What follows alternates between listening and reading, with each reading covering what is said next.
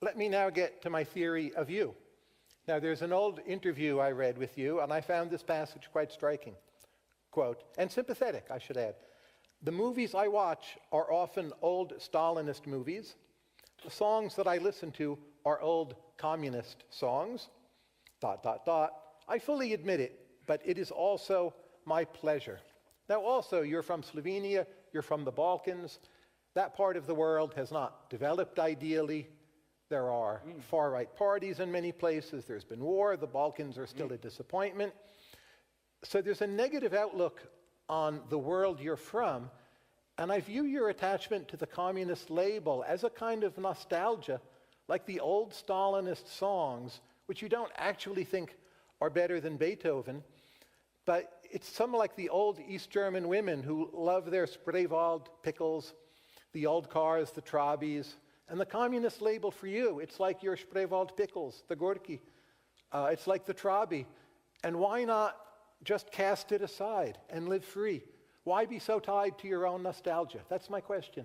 Okay, my counter question is then that obviously what I read today around are nonetheless, I'm more of a pessimist. You see, we are coming back to this basic dilemma. But you need this nostalgia, right? Why not free yourself by jettisoning the nostalgia and take the next step? No, if I were your therapist, this is what I would be asking you to do. Okay, let's go on. What, I don't want to lose your time, but what really fascinates me in Stalinism is how, if you look at it closely, how fascinated Stalinism was by American. For example, do you know that, that's why I like Soviet cinemas, that the absolute model of Soviet cinema was Hollywood. They had desperate plans in the 30s to build on Crimea, crime, their own version of Hollywood, how they imitated Hollywood, and so on and so on.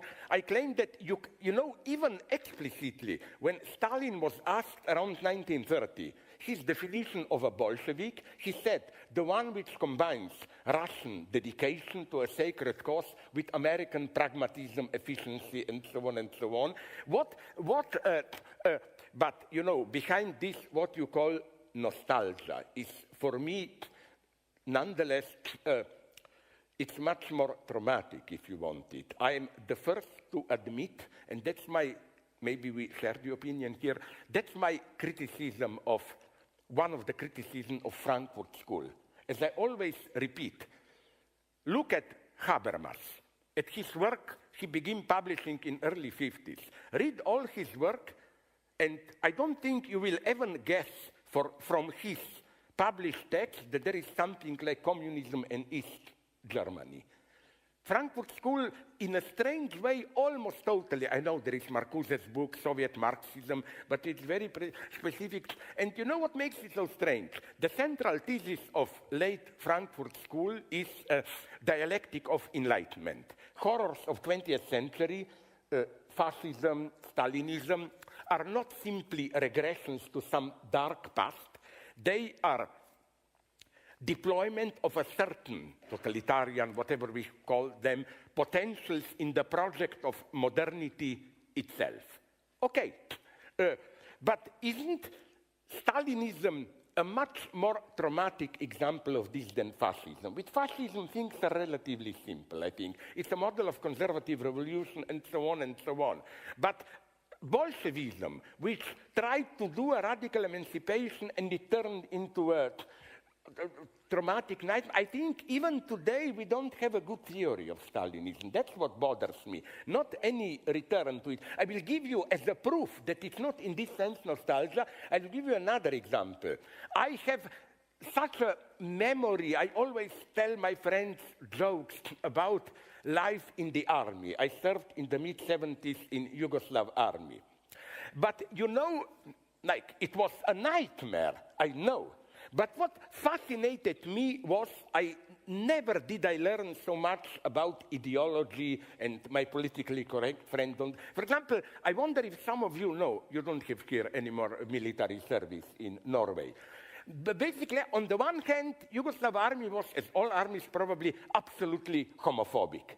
You were gay, you were beaten by fellow soldiers every night discreetly before being thrown out. But at the same time, crucial, absolutely crucial, the entire life was totally penetrated by homosexual innuendos and so on. In my unit, we didn't say good morning. We say, I'll smoke your prick. Thanks, and after I finish with yours.